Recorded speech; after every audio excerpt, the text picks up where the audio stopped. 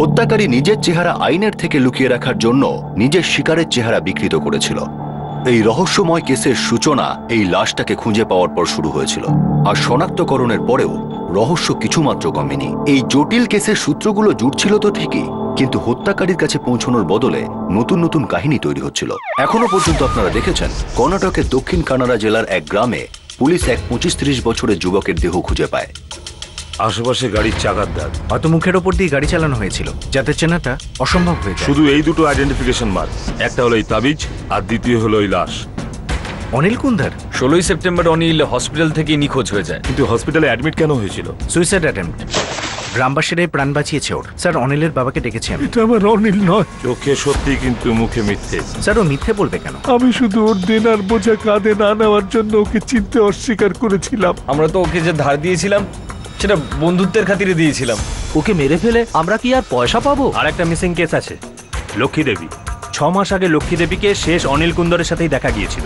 তারপর থেকে আর ওনার কোনো খবর নেই। কিন্তু আমার মা কোথায় স্যার? কি করেছো আমার মার সাথে? 6 মাস ধরে আমি পুলিশের পেছনে ঘুরে বেড়াচ্ছি। বিশ্বাস, অনিল কি তোমায় এই কথা বলেছিল যে ও তোমারই গ্রামের লক্ষ্মী দেবীকে জগৎপুরম ছাড়তে যাচ্ছে? না তো স্যার। চন্দন তোমায় বলেছিল? না স্যার। বিশ্বাস আর চন্দনকে এই জিজ্ঞাসাবাদের পর আমরা ছেড়ে দিই। আর দ্বিতীয় দিন ওই ফুল বিক্রেতা মহিলার কাছ থেকে আপনি জানতে পারলেন যে ওরা দুজন মিথ্যে কথা বলেছিল। হয়তো এই 3 জন বোরে আর লক্ষ্মী দেবীকে জেনে বুঝে অনিলের সাথে পাঠানো হয়েছিল। আপনি লক্ষ্মী দেবীর ছেলে দেবদত্ত বা মেয়ে মঞ্জুষা, এই দুজনের মধ্যে কাউকে সন্দেহ করছেন? আমার মনে হচ্ছে ষড়যন্ত্র আরো গভীর, আসল উদ্দেশ্য অন্য কিছু, আরো অনেক বড়। দুটো ভিন্ন ভিন্ন কেসের গতিপথ এখন এক হতে চলেছিল। অনিল মার্ডার কেস আর লক্ষ্মী রেড্ডি মিসিং কেস এবার এক নতুন কেস হয়ে দাঁড়িয়েছিল, যার সঙ্গে চন্দন আর বিশ্বাসের মিসিং কেসও জুড়ে গিয়েছিল। এখন এই নতুন কেসে এটা জানা সবচেয়ে বেশি জরুরি ছিল যে লক্ষ্মী রেড্ডির নিখোঁজ হওয়ার পিছনে কি উদ্দেশ্য থাকতে পারে।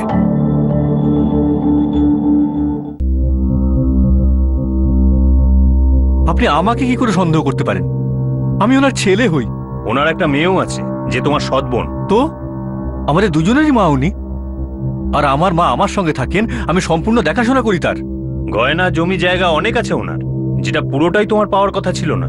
আচ্ছা, তাহলে আপনি বলতে চাইছেন যে আমি আমার নিজের মা সম্পত্তি হাতানোর জন্য গ্রামের লাফাঙ্গা অনিলকে মার পেছনে লেলিয়ে দিয়েছি?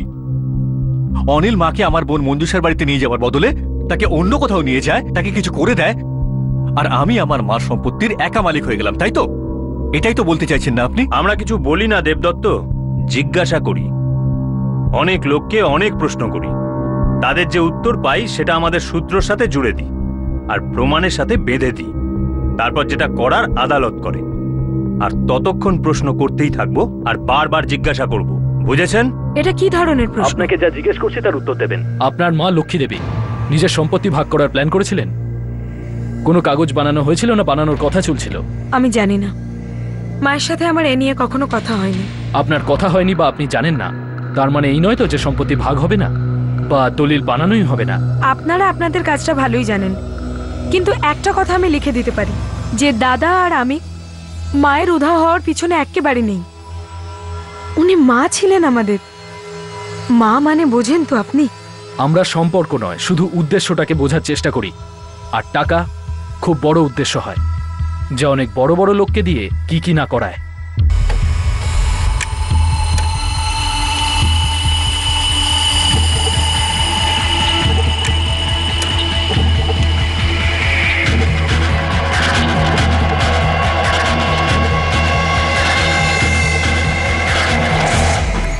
স্যার, দেবদত্ত আর মঞ্জুষার ফোন রেকর্ড থেকে সেরকম কিছুই পাইনি যেটা দেখে সন্দেহ হয়।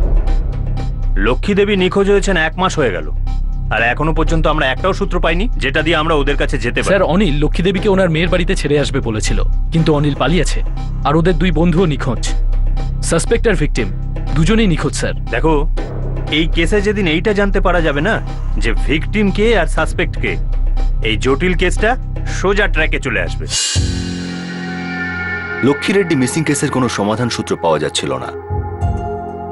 প্রথমে আপনি বলুন ইন্সপেক্টর সাহেব, এখনো পর্যন্ত আপনি আমার মার ব্যাপারে কোনো রকম খোঁজ খবর পেয়েছেন কি? পেয়েছেন না তো? দেবদত্ত লক্ষ্মী রেড্ডির ছেলে, রোজ পুলিশ স্টেশনে ফোন করেই চলে। অনিলের বাড়ির লোকেরা দুতরফ থেকেই পেশাই হচ্ছিল।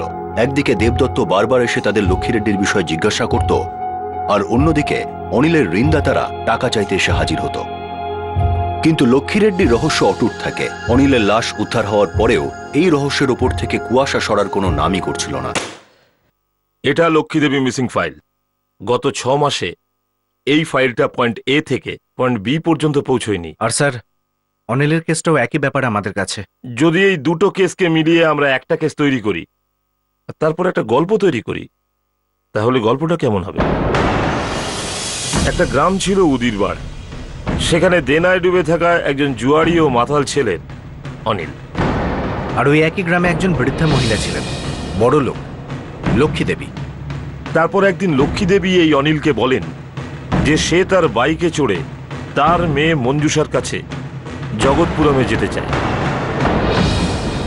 আর গ্রামের মন্দিরের বাইরে একজন ফুল বিক্রেতা এটা শনাক্ত করে যে খুন যেদিন হয়েছিল সেদিন অনিলের বাইকে লক্ষ্মী দেবীকে দেখা যায়, আর দ্বিতীয় বাইকে বিশ্বাস আর চন্দরকে, অনিলের প্রিয় বন্ধু। কিন্তু লক্ষ্মী দেবী মেয়ের বাড়িতে আসেন না। মেয়ে মঞ্জুষা আর ছেলে দেবদত্ত চিন্তায় পাগল হয়ে যায়। আর তারপর মঞ্জুষা তার স্বামী নীলেশ জগৎপুরমে লক্ষ্মী দেবীর মিসিং কমপ্লেন ফাইল করে। আর সেখানকার পুলিশ অনিলের বন্ধু চন্দন আর বিশ্বাসকে জিজ্ঞাসাবাদের জন্য ডাকে। আর দুজনে সরাসরি মিথ্যে বলে যে অনিল ওদের বাইক নিয়ে যায়, আর অনিল কোথায় সেটা ওরা জানে না। চন্দন আর বিশ্বাসের ফোন রেকর্ড থেকে আমরা জানতে পারি যে ওই দুজন মিথ্যে বলেছিল। সেই দিন ওরা অনিলের সাথেই ছিল জগৎপুরমে আর অরণ্য নদীর ধারে। আর ওখানকার পুলিশ চন্দন আর বিশ্বাসকে সঙ্গে সঙ্গে গ্রেপ্তার করতে বাড়ি যায়। কিন্তু ততক্ষণে অনেক দেরি হয়ে গেছে, কারণ চন্দন আর বিশ্বাস পালিয়ে যায়। তারপর এই কেসটা দাঁড়িয়ে যায় ডেড এন্ডে। তারপর একদিন হঠাৎ অনিল সুইসাইড অ্যাটেম্প্ট করে, আর অনিল হসপিটাল থেকে পালিয়ে যায়, অথবা ওকে নিয়ে পালিয়ে যায়। আর তারপর আমাদের বিরাকোটা পুলিশের একদিন অনিল কুন্দারের লাশ পায়। লাশে শনাক্ত করা হয়, আর আমরা অনিলের মা বাবা আর ভাইকে ক্লিন চিট দিয়ে দিই। এখন আমরা সেই বৃত্তের মধ্যে আবার দাঁড়িয়েছি, যেখানে অনিলের খুনের কোনো সূত্র নেই, না লক্ষ্মী দেবীর নিখোঁজ হওয়ার, আর না চন্দর আর বিশ্বাসের খোঁজ। হতে পারে অনিল নিজের কৃতকর্মে পস্তাচ্ছিল, আর ও ডিপ্রেশনে সুইসাইড অ্যাটেম্প্ট করেছিল। কিন্তু তাহলে ও হসপিটাল থেকে পালালো কেন? হতে পারে নিজের জীবন বাঁচানোর জন্য পালিয়েছিল, কিন্তু সফল হতে পারেনি। আর খুনি হয়তো তাকে চুপ করিয়ে লক্ষ্মী দেবী মিসিং কমপ্লেনটাকেও চুপ করিয়ে দিতে চেয়েছিল। আর তার বন্ধুদের চন্দন আর বিশ্বাসেরও একই অবস্থা হয়েছে। স্যার, এটাও তো হতে পারে অনিল ওর কৃতকর্মের জন্য সুইসাইড অ্যাটেম্প্ট করেছিল, পুলিশে যাওয়ার কথা ভাবছিল, আর ওর দুই বন্ধু ভয় পেয়ে যায়, আর এই জন্য ওরা অনিলকে মেরে ফেলে। আমাদের এই দুজনকে খুঁজতে হবে। চন্দন আর বিশ্বাস এই কেসটাকে হয়তো ওপেন করেইনি, কিন্তু এই কেসটাকে ক্লোজ এই দুজনেই করবে। এখন এই কেসে কোনো সন্দেহের অবকাশ ছিল না যে লক্ষ্মী রেড্ডি কেস আর অনিল মার্ডার কেস আসলে একটা বড় কেসের দুটো আলাদা আলাদা দিক ছিল। আর এই কেসের তৃতীয় দিক ছিল চন্দন আর বিশ্বাসেরও উধাও হয়ে যাওয়া। বাড়ির লোকেদের আর পুলিশের ভয় প্রতিদিন বেড়েই চলেছিল যে লক্ষ্মী রেড্ডির সঙ্গে হয়তো ভয়ঙ্কর কিছু ঘটে থাকবে, হয়তো হত্যা। কিন্তু কবে, কেন আর কিভাবে, এই সমস্ত প্রশ্নের উত্তর কিছুতেই সামনে আসছিল না। অনিল উত্তর দিতে পারত যদি সে জীবিত থাকত। এখন আশা ছিল চন্দন আর বিশ্বাসের উপর, যদি তারা জীবিত থাকে তবেই। স্যার, গত 6 মাস ধরে জগৎপুরম, উদয়বার আর বিরাকোটা 3টে জায়গায় তন্ন তন্ন করে খুঁজেছি, কিন্তু কিছু পাই। তার মানে কি তোর মনে হয় এই দুজনের তল্লাশি জেলার বাইরে করা উচিত ছিল? সেটাই তো বলছি স্যার। এই দুজনের মিসিং কমপ্লেন কোথাও হয়েছে না। লাশ হয়তো পেয়েছে, কিন্তু লাওয়ারিশ মনে করে সৎকারও করে দেওয়া হয়েছে। এটাও তো হতে পারে এরা দুজন অনিলকে মেরে পালিয়ে গেছে।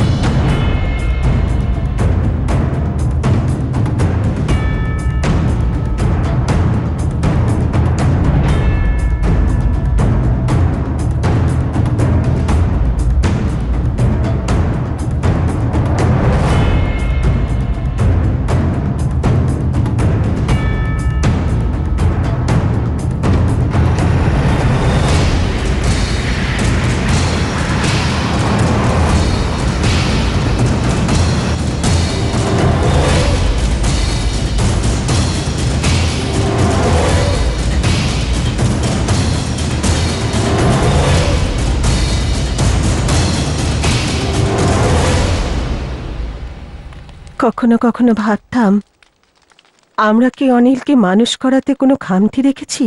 এই অবস্থায় কি মানুষ করেছি? কতটাই বা ভালোবাসা দিয়েছি। ও শুধু বিগড়ে গেছিল। আমরা কি করব? রক্ত তো আমাদের। দুনিয়ার কোনো মা বাবা নিজের সন্তানকে নষ্ট হতে দেখতে পারে না। চোখের সামনে সন্তানের মৃত্যু কি করে দেখবে সে?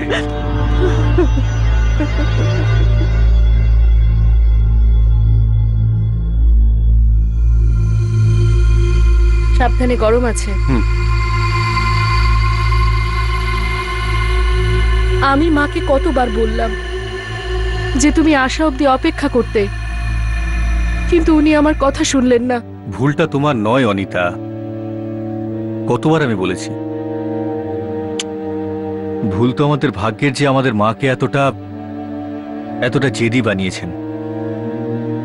আমি থাকলে উনি চলেই যেতেন। কতবার কত রকম কথা বুঝিয়েছি ওনাকে। তোমার সামনেও একটা কথাও শুনেছেন উনি? কখনো ভেবেছেন যে আমি যা করতে চলেছি তার পরিণতি কি হতে পারে? সবসময় নিচের মধ্যেই মগ্ন থাকতেন।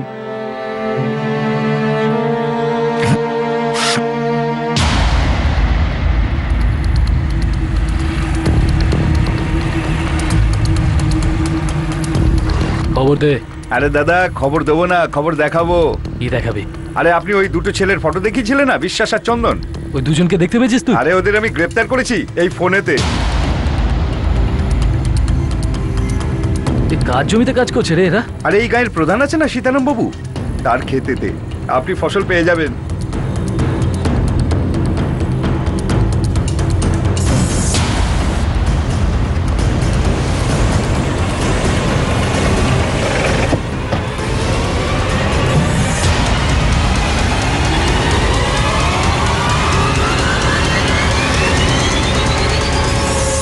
চন্দর, বিশ্বাস। হ্যাঁ স্যার। ক্ষেত মজুর হয়েছে সেখানে এসে? হ্যাঁ সাহেব। খুব খাটছিস না সাহেব? এছাড়া তো আর কিছু করতে পারি না। পারিস না যখন করলি কেন? কি করেছি স্যার? মার্ডার, নিজেদের বন্ধু অনিলকে আর লক্ষ্মী দেবীকে।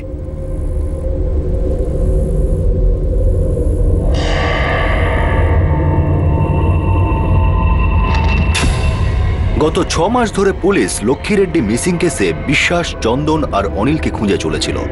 আর অনিলের লাশ পাওয়ার ঠিক 1 মাস পরে এরা দুজনও অবশেষে পুলিশের হাতে চলেই এলো। পুলিশের এবার আশা ছিল যে এই কেসের সব সূত্রগুলো শীঘ্রই জুড়ে যাবে আর এই দুটো কেসই সলভ হয়ে যাবে।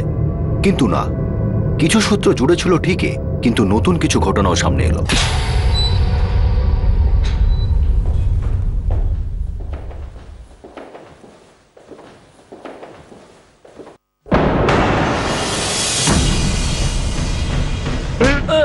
স্যার আমি কিছু করিনি স্যার, মারবেন না স্যার, মারবেন না স্যার, কিছু করিনি স্যার, কিছু জানি না কিছু স্যার, কি হলো স্যার?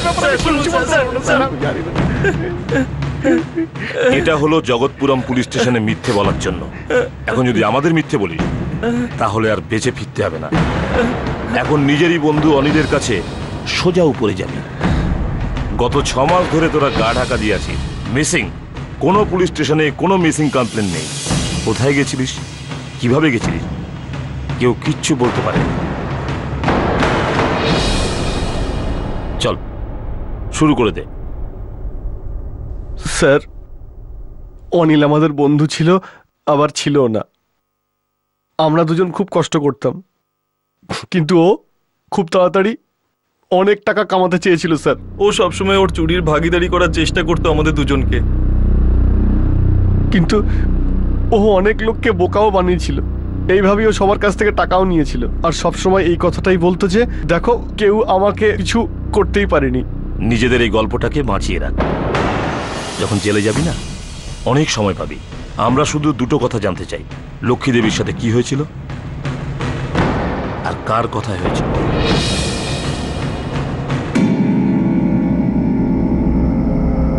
কখনো কখনো গুড লাক নিজে সামনে থেকে এসে হ্যালো বলে।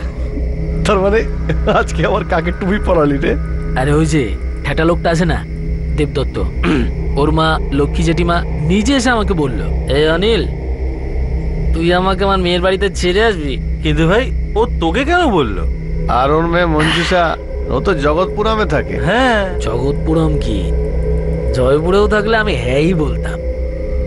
আর লক্ষ্মী যদি নিজে থেকে আসে তাহলে কেউ না বলে? স্যার, ও প্রত্যেকদিন নতুন নতুন করে প্ল্যান করত, কারো কাছ থেকে ছিনতাই করার, কারো কাছ থেকে চুরি করার, আর ঘুরে ফিরে সেই লক্ষ্মী জেঠিমাকেই টার্গেট করত। এরকম কেন? সাহেব, উনি সাক্ষাৎ লক্ষ্মী ছিলেন। একই তো বাড়িতে অনেক গয়নাগাটি ছিল, তারপর সবসময় অনেক সোনা পড়েই থাকতেন। ব্যাস সাহেব, এই লোভেই পড়ে গেলাম আমরা।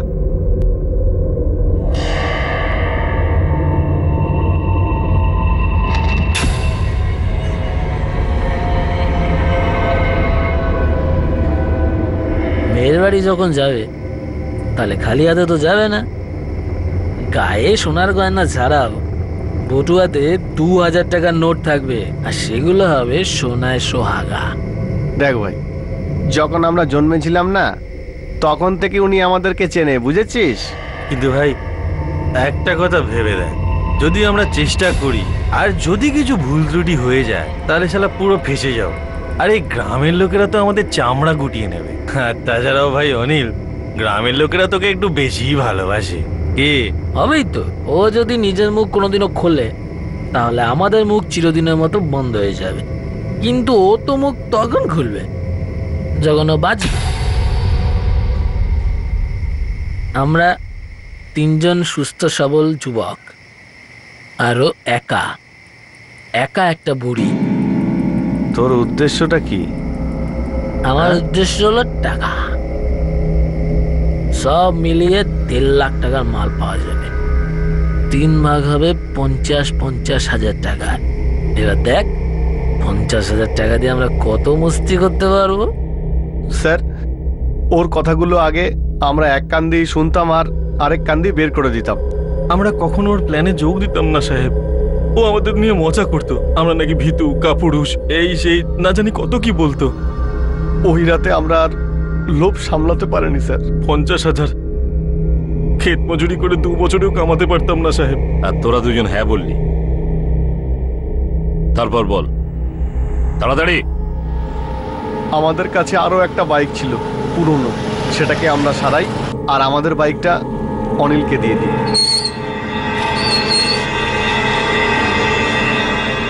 তোরা দুজন এখানেই থাক, আমি লক্ষ্মী জেঠিমাকে নিয়ে আসছি।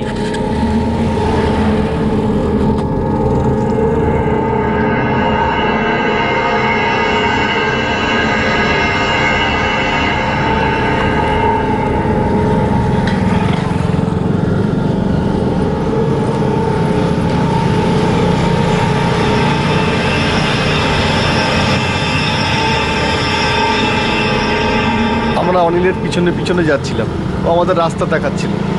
পুরো প্ল্যানটা ওরই ছিল।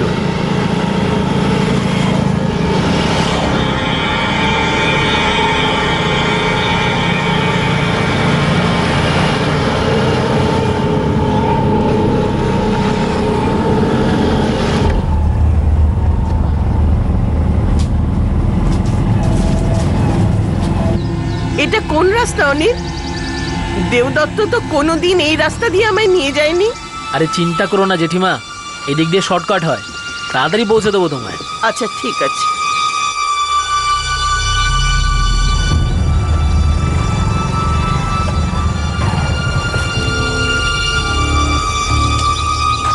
অনিল, কোথায় নিয়ে এলি আমাকে? চলো নিচে নামো জেঠিমা। আমি নামবো না। ওই বিশ্বাস আর চন্দন কেন এসেছে? আরে নিচে নামো জেঠিমা।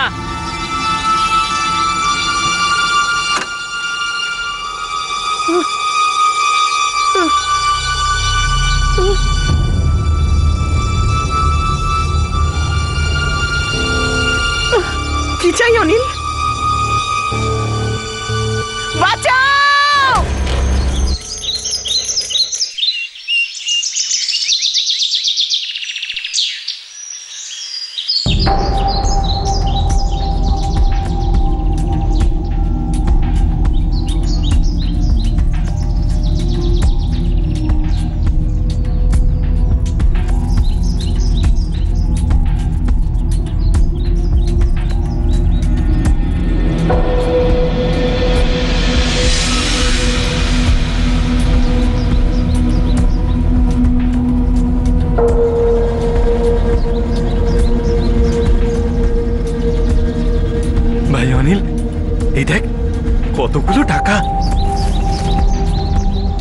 বলেছিলাম না তোকেও বলেছিলাম না আমি। এবার দেখ এগুলো দেখ। দাঁড়া, প্রথমে একটা কাজ করি, জেঠিমার লাশটাকে টাটা করে দিই। স্যার, অনিল জেঠিমাকে মারার থেকে শুরু করে ওনার লাশ গায়েব করা পর্যন্ত সমস্ত প্ল্যান ও আগে থেকেই করে রেখেছিল।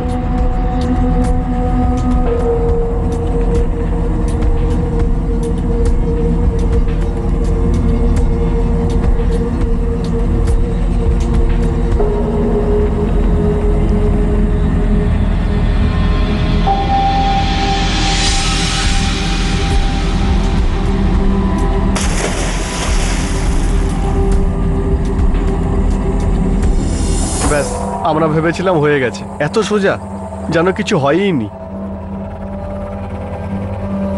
তোরা তিনজন খুব চিন্তা ভাবনা করে সুন্দর প্ল্যান করে এক বৃদ্ধাকে খুন করেছিস আর তার লাশটাকে নদীতে ফেলে দিয়েছিস। না স্যার, এই সব কিছুর চিন্তা ভাবনা অনিল করেছিল, আর খুনও অনিলই করেছিল।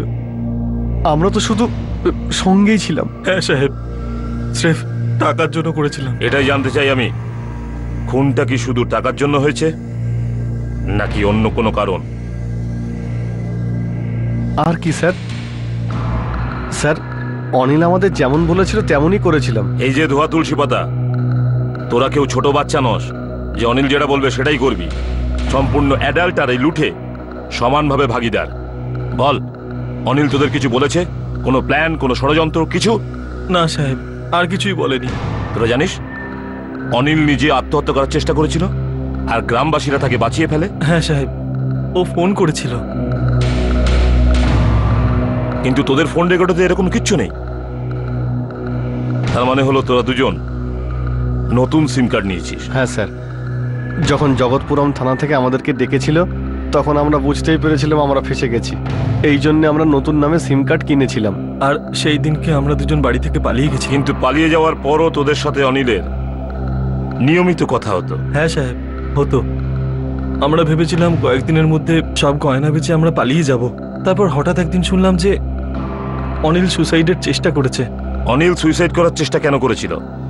ও হসপিটাল থেকে নিজে গিয়েছিল নাকি জবরদস্তি কেউ নিয়ে গিয়েছিল? অনিলের সাথে এই ব্যাপারে কোনো কথা হয়েছিল?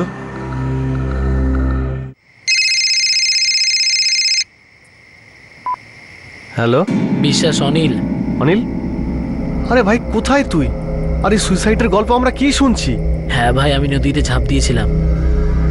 জেলেরা আমাকে বাঁচিয়েছে, হসপিটালে ভর্তি করেছিল, কিন্তু ওখান থেকেও পালিয়ে যাই। আরো একটা পেশেন্ট ছিল, ওর ফোন চুরি করে তোদের সাথে কথা বলছি। আরে তুই নদীতে ঝাঁপ দিলি বা কেন? ক্লান্ত হয়ে গেছি ভাই। ক্লান্ত হয়ে গেছিস মানে? আমার টাকা শেষ হয়ে গেছিল আর বাড়িও ফিরে যেতে পারতাম না আমি। আর আমার পিছনে পুলিশ পড়েছিল। আমি ভাবলাম বেঁচে থেকে আর কি করব। আমরা কি করব? দেখ, তোর কথাতেই আমরা কিন্তু এই কাজটা করি। মহা পাপ করেছি। আর ওই বুড়িকে খুন করেছিস তুই, আর ফেসে গেছি আমরা দুজন। আরে তুই আমাকে ফোন দে, আমাকে ফোন দে। হ্যালো অনিল, আমি চন্দন। আরে ভাই, তুই এখন কোথায় আছিস? আমরা 5 মাস ধরে সমানে নাম বদলে ভয়ে ভয়ে বেঁচে আছি। আর একটাও গয়না বিক্রি করতে পারিনি আমরা।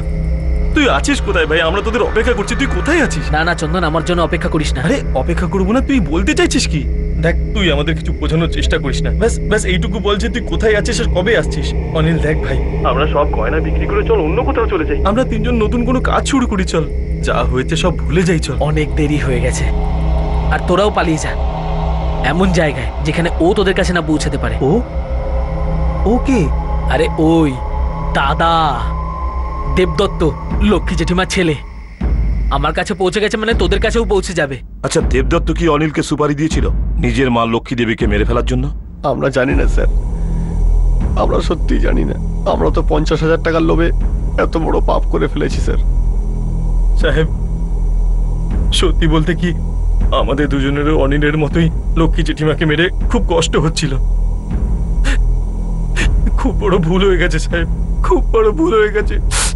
আর হয়তো অনিলেরও তাই মনে হচ্ছিল, সেই জন্য আত্মহত্যার চেষ্টা করেছিল। কিন্তু বেঁচে গেল আর হসপিটাল থেকে পালিয়ে গেল। ও না পালালে কি করতো স্যার? ওর ছেলে তো ওকে পাগলের মতো খুঁজছিল স্যার। ভাই, যদি আমি মরে যেতাম তাহলে বেশি ভালো হতো। ওরা কেন বাঁচালো আমাকে? তোরাও বেঁচে যেতিস। ওই দেবদত্ত আমার পিছনে পড়ে গেছে। ভাই, আমি আর দ্বিতীয়বার প্রাণ দিতে পারবো না। একটা কথা বল ভাই, যে দেবদত্তও কি এটা জানে যে আমরা দুজনেও তোর সাথে যুক্ত আছি? অনিল বললা ভাই। তাহলে দেবদত্তের ভয়ে অনিল হসপিটাল থেকে পালিয়ে গেল? হ্যাঁ সাহেব। তো দেবদত্ত অনিলকে মেরেছে? আমরা জানি না স্যার। কিন্তু সাহেব, অনিল খুব ভয় পেয়ে গেছিল। আর স্যার, আমাদেরও এটা ভয় ছিল যে দেবদত্ত আমাদেরও খুঁজে বের করে আমাদের কেউ না মেরে ফেলে। অনিল মার্ডার কেস আর লক্ষ্মী রেড্ডি মিসিং কেসকে জুড়ে দেওয়ার সূত্র এবার সামনে চলে এসেছিল, আর সেই সূত্রর নাম ছিল দেবদত্ত। 6 মাস আগে অনিল লক্ষ্মী রেড্ডিকে হত্যা করেছিল আর লাশটা নদীতে ফেলে দিয়েছিল। 1 মাস আগে অনিলের লাশ পাওয়া যায়। অনিলের ভয় ছিল যে দেবদত্ত তাকে মেরে ফেলবে। তাহলে কি দেবদত্তই অনিলের হত্যাকারী ছিল? আর দেবদত্তর কি তার মা লক্ষ্মী রেড্ডির হত্যাকাণ্ডের পিছনেও কোনো হাত ছিল? আর যদি থাকেও, তাহলে কেন ছিল?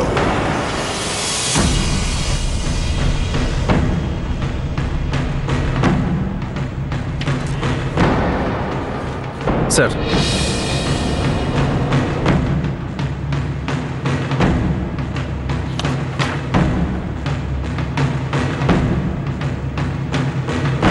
দেবদত্তকে তোলার জন্য এটা যথেষ্ট, কিন্তু আমরা কোনো চান্স নেব না, বরং পুরো তৈরি হয়ে যাব। এখন দেবদত্তকে আমরা নিজের সাফাই গাওয়ার আর কোনো সুযোগ দেব না।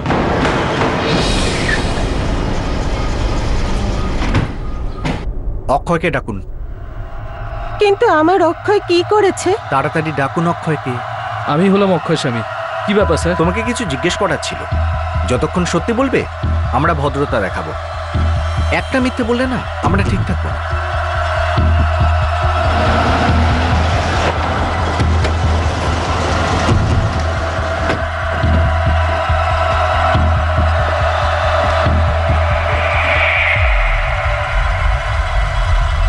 হেমন্ত রাও। হ্যাঁ স্যার, বলুন। যা বলার তোমার প্রিয় বন্ধু অক্ষয় বলে দিয়েছে। ও আমাদের বলেছে যে তুমি খুব দায়িত্ব নিয়ে বন্ধুত্ব পালন করেছো। আমি কিছু বুঝতে পারলাম না স্যার, কি বলেছে অক্ষয়? অক্ষয় আমাদের বলেছে যে তুমি এই গাড়িটা ওর একটা কাজের জন্য ব্যবহার করেছো। কোন কাজের জন্য ব্যবহার করেছো বলো নিজের বাবার সামনে।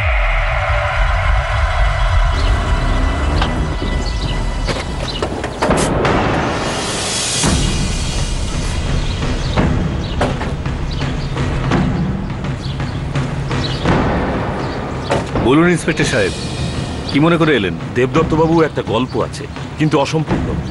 আপনার কাছে এলাম যাতে আপনি পুরো গল্পটা শোনাতে পারেন। কিরকম গল্প? আসলে কি বলুন তো দেবদত্তবাবু, গল্পটা শুরু তো একটা ছেলেকে দিয়েই হয়, কিন্তু মাঝে ছেলেটা মারা যায়। কিন্তু গল্পটার শেষ পর্ব ছেলেটার বন্ধুরা বলে, অথবা ছেলেটার খুনি তোমার ওই 2 বন্ধু অক্ষয় স্বামী আর হেমন্ত রাও নিজেদের ভাগের গল্পটা শুনিয়ে দিয়েছে। এখন তোমার পালা, যাওয়া যাক।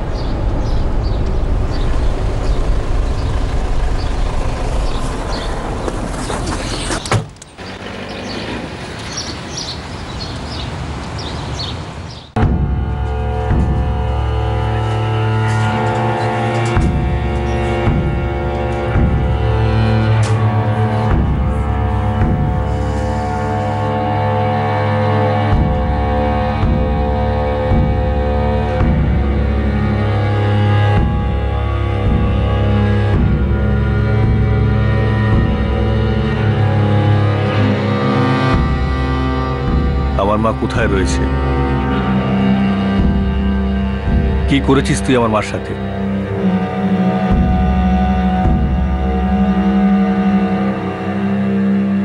ভুল, সব ভুল। আমি আমার মাকে খুব ভালোবাসতাম।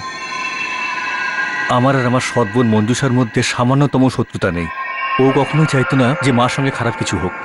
আর একটা কথা, আমি অনিলকে আমার নিজের মাকে মারার সুপারিশ দিইনি। তাহলে তোমার মা নিজে থেকেই অনিলের সাথে কেন? এটাই জানতে চেয়েছিলাম আমি, তাই হসপিটাল গিয়েছিলাম অনিলকে জিজ্ঞেস করতে যে আমার মার সাথে ও কি করেছে, মা ওর সাথে কেন গিয়েছিল। দেবদত্ত দাদা, লক্ষ্মী জেঠিমা আমায় বলেছিল, আর আমি ওনাকে ছেড়ে দিয়ে এসেছিলাম। এর থেকে বেশি আমি কিছু জানি না। মিথ্যে বলছিস, মিথ্যে। মা মঞ্জুষার বাড়ি জগৎপুরমে পৌঁছইনি। বল রাস্তায় তুই মার সঙ্গে কি করেছিলি? আমি কিছু জানি না দাদা। মা তোর সাথে গিয়েছিল অনিল। উনি আমার সাথে গিয়েছিলেন, আর আমি ওনাকে জগৎপুরম ছেড়ে দিয়ে এসেছিলাম। মিথ্যে বল, তুই মার সাথে কি করেছিস বল। আপনি ভেতরে এলেন কি করে? এটা দেখা করার সময় নয়, আপনি বাইরে যান। আপনি বাইরে যান, না হলে আমায় সিকিউরিটিকে ডাকতে হবে।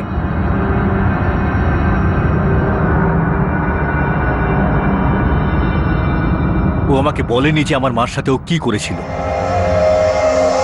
কিন্তু ওই দিনই হারামজাদা হসপিটাল থেকে পালিয়ে যায়। তাহলে তুমি ওকে পেলে কি করে? অক্ষয় আর হেমন্ত আমার বন্ধু, ওরা অনিলকে চিনত, ওর সব কটা ঠিক জানতো। দাদা পেয়ে গেছি। কোথায় রয়েছে? এই আমাদের বিরাকোটা উদিরওয়ার হাইওয়ের পাশে তারির দোকানে বসে আছে। বিরাকোটা নিয়ে আয় ওকে, আমি ওখানেই দেখা করছি। খাবে না? হুম।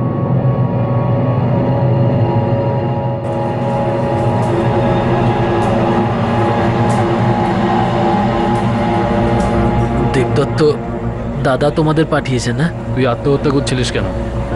খুব খারাপ লাগছিল। কেন এখন খারাপ লাগছে? কিসের জন্য? লক্ষ্মী জেঠিমার ব্যাপারে, তাই না? আমরা বুঝতে পারছি তোর উপর দিয়ে কি যাচ্ছে, কিন্তু তুই কিছুতেই বুঝতে পারছিস না যে আমাদের বন্ধুর উপর দিয়ে কি যাচ্ছে। বিশাল বড় ভুল করে ফেলেছি আমি। সমাজ ধরে ঘুমায়নি ও, সারা রাত ধরে কাঁদে, চোখে জল শুকিয়ে গেছে তাও কাঁদে, ও প্রত্যেকটা মিনিটে কাঁদে। আমাদের সাথে চল, আর দাদাকে গিয়ে সবকিছু বলে দে। সামনাসামনি বসে বোঝাপড়া করে নে।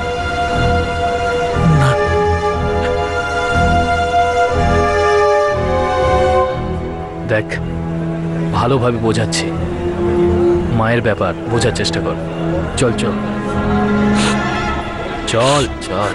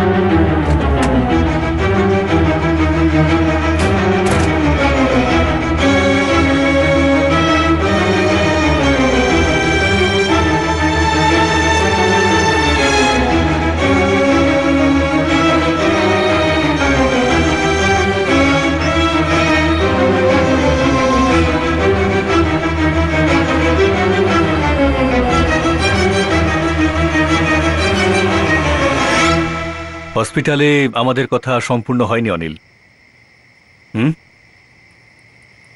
তারপর তো তুই পালিয়ে গেলি হসপিটাল থেকে, কিন্তু আমি 6 মাস ধরে প্রতীক্ষায় আছি আমার মার জন্য, প্রত্যেকটা মুহূর্তে। এখন তুই বল, কি করেছিস তুই আমার মার সাথে? একটা কথাও ভুল বলবি না, সবকিছু বল। কি করেছিস, কিভাবে করেছিস, কে কি বলেছে, আমার মা কি বলেছে বল। আমার মা ভালো মানুষ ছিল, সবাইকে খুব বিশ্বাস করত, কাউকে সন্দেহ করত না, কিন্তু একবার জেদ ধরে ফেললে রক্ষা নেই। কিন্তু অনিলের সাথে কেন গেলেন? আমারই ভুল ছিল। মা সেদিনই মঞ্জুষার বাড়ি যাবার ছিল, জেদ ধরে ফেলেছিল, আর আমার কাজ ছিল। কিন্তু কাজটা আমি পরেও করতে পারতাম, মাকে ছেড়ে দিয়ে আমি কাজে যেতে পারতাম। আমি তা করিনি। জেদ করে বাড়ি থেকে বেরিয়ে যায়, আর সবার প্রথমে কার সঙ্গে দেখা হয়? এই অনিল। আরে অনিল কি করে? আমার মাকে, আমার সরল ভালো মানুষ মাকে খুন করে ফেলে। কেন করে? কটা গয়নার জন্য। কত পেয়েছে ও? কত টাকা পেয়েছে? 1 লাখ, 1.5 লাখ? শুধু এইটুকুর জন্য আমার মাকে নদীর জলে ভাসিয়ে দেয়? কেউ কারোর মার সাথে এরকম কাজ করে স্যার?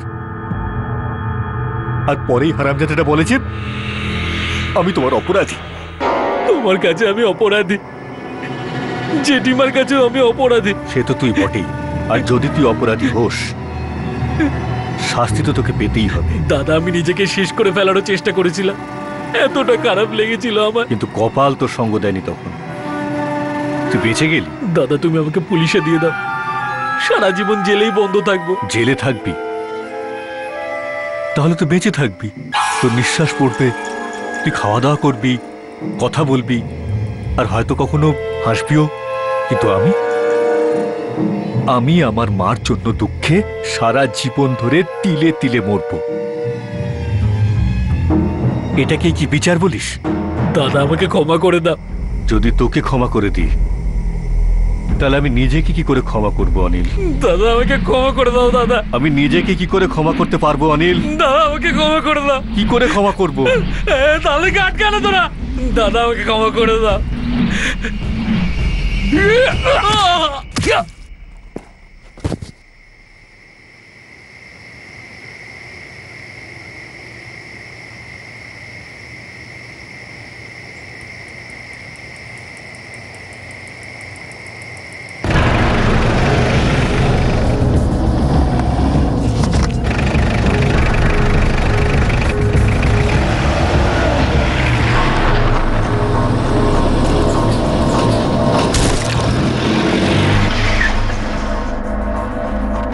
আপনারা আমাকে চাই বলুন না কেন, ধর্মগ্রন্থে চাই লেখা থাকুক না কেন, আমার সামান্যতম আফসোস নেই।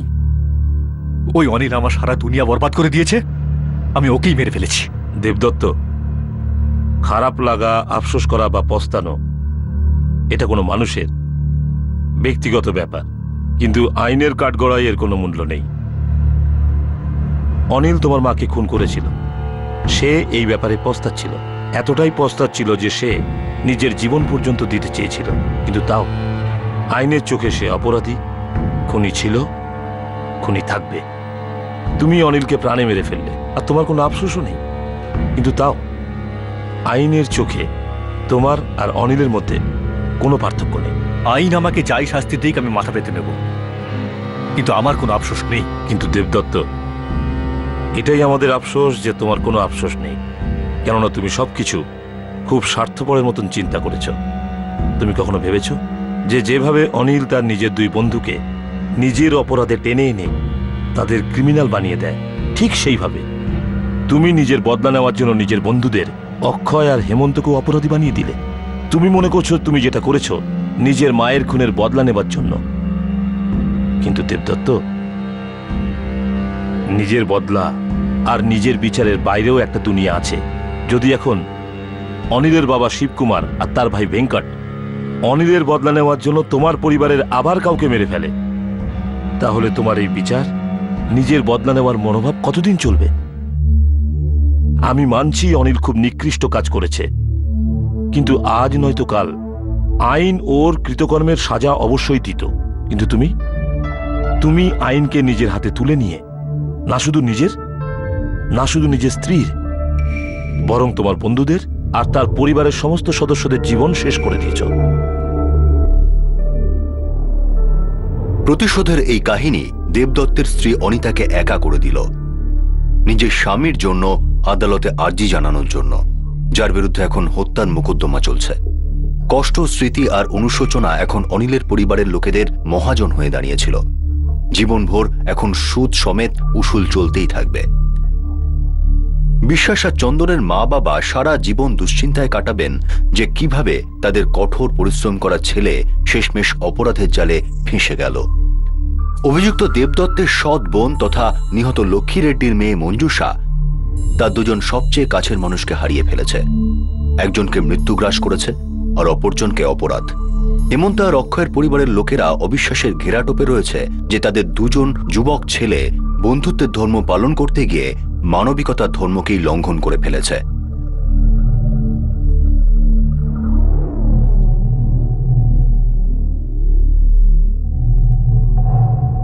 লক্ষ্মী রেড্ডির লাশ কখনোই পাওয়া যায়নি। এটাই মনে করা হচ্ছে যে নদী তাকে বয়ে নিয়ে গেছে আর সে প্রকৃতিতে বিলীন হয়ে গেছে। দেবদত্ত, রেড্ডি, হেমন্তা রাও আর অক্ষয় স্বামীর বিরুদ্ধে আইপিসি 302 ধারা অনুযায়ী হত্যা, 201 ধারা অনুযায়ী প্রমাণ লোপাটের জন্য আর ধারা 34 অনুযায়ী একই উদ্দেশ্যে অপরাধের জন্য মামলা দায়ের হয়েছে। আর এই ধারাগুলো অনুযায়ী চন্দন এবং বিশ্বাসের বিরুদ্ধে মোকদ্দমা চলছে। লক্ষ্মী রেড্ডির গয়নার একটা অংশ চন্দন আর বিশ্বাসের কাছ থেকে উদ্ধার করা হয়েছে। অনিলের ভাগে থাকা গয়না এখনো পাওয়া যায়নি। একটা লাশ দুটো ভিন্ন ভিন্ন পুলিশ টিমকে একটা ভীষণই জটিল রাস্তায় নিয়ে চলে যায়, যা অতীত আর বর্তমানের গলিপথে চলতে চলতে অবশেষে অপরাধী পর্যন্ত পৌঁছেই গেল। ইনভেস্টিগেশনের নৌকো প্রায়শই ধীরে চলে, অনেক ঘূর্ণিপাকের মধ্যে দিয়ে যায়, কিন্তু এর মানে এটা কখনোই নয় যে সেই নদী অপরাধকে বয়ে নিয়ে যাবে, বরং নদী সব অপরাধকেই পাড়ের কাছে আসতে বাধ্য করে। অপরাধের নৌকো কখনোই পার হতে পারে না, আর না কখনো অপরাধের পরিভাষা বদলে যায়। আইনকে নিজের হাতে তুলে নিয়ে ব্যক্তিগতভাবে বিচার করা ততটাই বড় অপরাধ যতটা অন্য কারোর সাথে করা অন্যায়। একজন মানুষ কখনো অন্য কোনো মানুষের প্রাণ নিতে পারে না, এটা লক্ষণের গণ্ডির মতো, এটা আইনের ভিত্তিও বটে। প্রতিশোধ হলো একটা নিষ্ফল প্রক্রিয়া যা কখনো ন্যায় পাওয়াতে পারে না। প্রতিশোধে দুনিয়ার কোনো ক্ষতে প্রলেপ পড়ে না, বরং এটা যন্ত্রণার আরো অনেক বিষাক্ত বীজ বপন করে। এখন আমি অনুপ সুনি আপনাদের কাছ থেকে বিদায় নিচ্ছি। আবার দেখা হবে, ততক্ষণ সতর্ক থাকুন, সুরক্ষিত থাকুন, আর দেখতে থাকুন ক্রাইম পেট্রোল সতর্ক। শিক্ষা একজনের, জ্ঞান আমাদের সবার।